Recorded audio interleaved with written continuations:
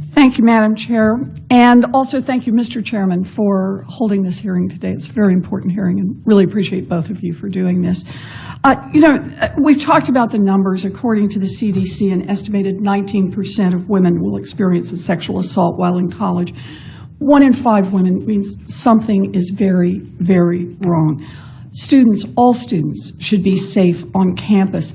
Now, Ms. Bolger highlights the importance of climate surveys and particularly the importance of making the data that comes from those public, and I strongly support this effort. Good data can be an important foundation for change, and as you've said, if no one knows what's going on, then there won't be any change. We've also talked about how colleges respond to reported incidents of sexual assault, and I think that's very important. A school's response should be timely, should be appropriate, should be respectful. But I want to ask about work to prevent sexual assaults in the first place and how the federal government can help. Chief Stafford, in your nearly 30 years serving in campus law enforcement, what did you or GW's administration do that proved effective in preventing sexual assaults on campus? I think the education efforts have to start with, we often focus the education efforts on women because we assume that generally women are more frequently the victim of a sexual assault than men. But I think we have to focus our education efforts on men. And we need to do that when they're, quite frankly, when they're in high school.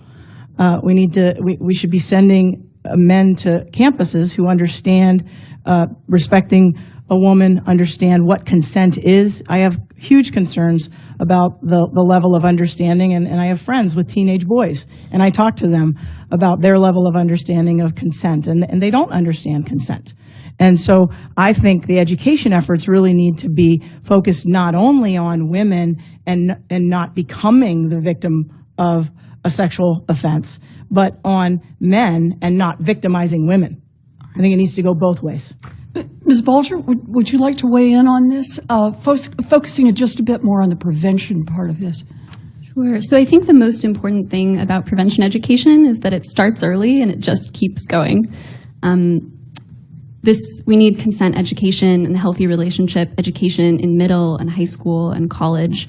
It needs to start the week that first years get to campus, and it needs to continue. I know that I had no recollection of any sort of orientation or education programming I received around this because as a first year in your first week, you're getting bombarded with so many messages and so much information. And so it needs to be ongoing. I see a lot of schools trying to slide by doing online prevention education. Mm-hmm. Online prevention education is not education. It needs to be in person. And I think that it needs to be looking at the issue both from a skills and information-based level, telling students about their rights, telling students what consent is, and also needs to be looking at it at a cultural norms, values-based level, talking about sexism and violence more broadly. Mm-hmm. President Napolitano, can you tell us a little bit more about what you've done on the UC system, what you found effective or not in terms of prevention? Again, it's an evolving area. In-person education, online, supplements, complements, those things can happen together. Experimenting with peer-to-peer education programs, bystander education, so that the overall campus community is more aware of what it should do if they are witness to an event. So those are the kinds of things that I think improve the overall climate. So I'm getting low on time here, but let me just ask this question because of where we are today. Where is it that the federal government can be helpful in this part of the making campuses safer? What is it that we should be talking about and thinking about here at the federal level? And I open this to anyone who'd like to respond. Don't all jump in at once.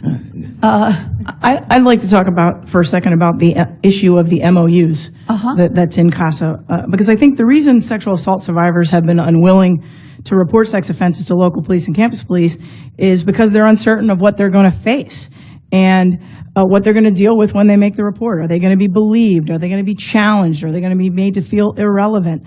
I think having or not having an MOU isn't going to change whether a survivor reports the incident to police or not. But most campus public safety leaders I know have requested MOUs of their local police, and the local police, if they have one, it's because the local police were willing, and if they don't have one, it's because the local police weren't willing, and there's nothing behind that, there's no teeth behind it that forces them to engage in getting into an MOU with the local police, with the campus police department. So I would like to see something that actually forces the hand of local and state police agencies to actually engage with the campus police agencies. Because I know in D.C., every time there was a new chief of police, I went to them and asked for an MOU. All right. Every time I was refused. That's a very helpful point. Did anyone else want to say something quickly? Because I'm out of time now. I would just say very briefly that the two most important things from my perspective as a former student and a survivor is mandated transparency from schools, so we know what's actually going on, and prospective students and their families know what to expect, and enforcement from the Department of Education. Students have really felt alone on their campuses in trying to deal with this, and if the Office for Civil Rights can continue to step up, I'm confident things will change. Thank you. And since I'm out of time, I'll just add this as questions for the record, but thank you all very much. And, we've got to do everything we can to keep everyone safe on campus, and I really appreciate your being here today. It's our job to do what we can to help. Thank you. Thank you, Madam Chair.